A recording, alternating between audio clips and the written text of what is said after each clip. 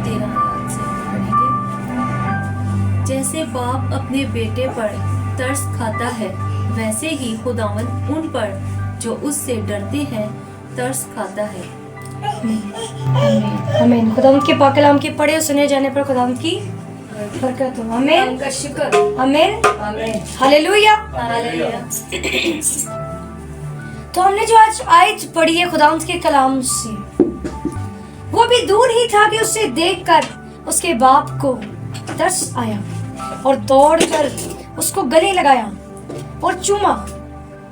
Hallelujah. खुदावंद के पाक कलाम के पढ़े सुने जाने पर खुदावंद की बरकत हो। आमीन। खुदावंद का शुक्र हो। हालेलुया। अब हमारा उन्वान क्या है कि हमारा आसमानी बाप जो है वो हम पे क्या करता है? तरस खाता है। हालेलुया। आसमानी बाप हम पे क्या करता है? तरस खाता है। अब हमने खुदावंद के कलाम में क्या पढ़ा है कि जैसे बाप अपने बेटों पे तरस खाता है, वैसे ही खुदावंद उन पर जो उससे डरते हैं तरस खाते हैं। हालेलुया। अब यहाँ पे एक कहानी हमारे सामने आ गई है और उस कहानी में क्या है कि एक बाप है और उसके दो बेटे हैं, एक छोटा बेटा है और एक बड़ा बेटा है। अब जो छोटा बेटा है वो क्या हुआ है कि वो अपना माल मता लेके चला गया और उसने क्या किया है? अपने बाप से दूरी इख्तियार कर दी है, चला गया। लेकिन जब चला गया, बाप से दूर हो गया, तो क्या लिखा है कि वहां पे क्या हुआ जी? वो भूखा मर रहा है। और वो भूखा मर रहा है और जब भूखा मर रहा है तो उसे अचानक होश में आया, और जब होश में आया तो अपने आप से बात कर रहा है और सोच रहा है कि मैं उठकर कहाँ जाऊंगा? अपने बाप के पास जाऊंगा और उसे कहूंगा कि बाप, मैंने आसमान का और तेरी नजर में क्या हुआ हूँ? गुनाहगार हूँ। हालेलुया। अब क्या हुआ है कि उससे वो होश में आ गया। शायद पहले उसे ये डरना था जब वो चला गया अपने बाप को छोड़ के, लेकिन अब जब वो किस में है? अब वो जब कमजोरी में है, अब जब वो भूख में है, अब जब वो मुसीबत में है, तो उसे अपना बाप याद आ रहा है, उसे अपने बाप का घर याद आ रहा है, उसे अपने बाप की मोहब्बत याद आ रही है। अब क्या हुआ है कि वो समझ रहा है, वो डर रहा है और कह रहा है कि अब शायद मेरा बाप जो है मुझे शायद कबूल ना करे। इसीलिए तो वो दिल में सोच रहा है कि मैं बाप को ये कहूंगा, क्योंकि उसके दिल में डर है।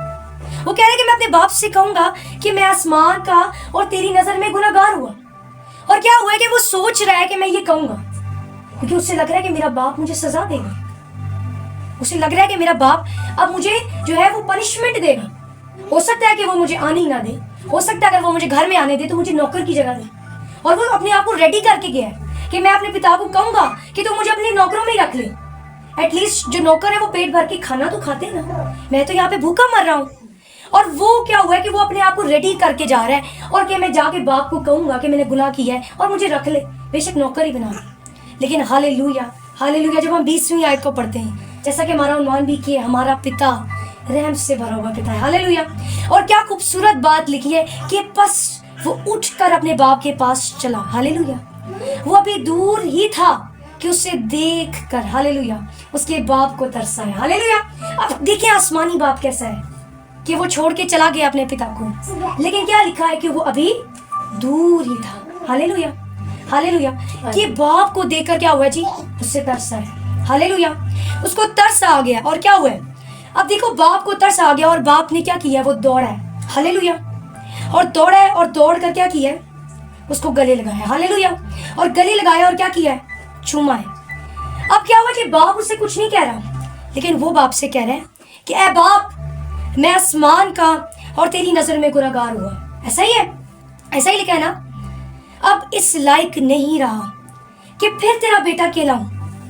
बाप ने अपने नौकरों से कहा, अच्छे से अच्छा लिबास जल्द निकाल कर उससे पहनाओ और उसके हाथ में अंगूठी और पाँव में जूती पहनाओ। Hallelujah, hallelujah.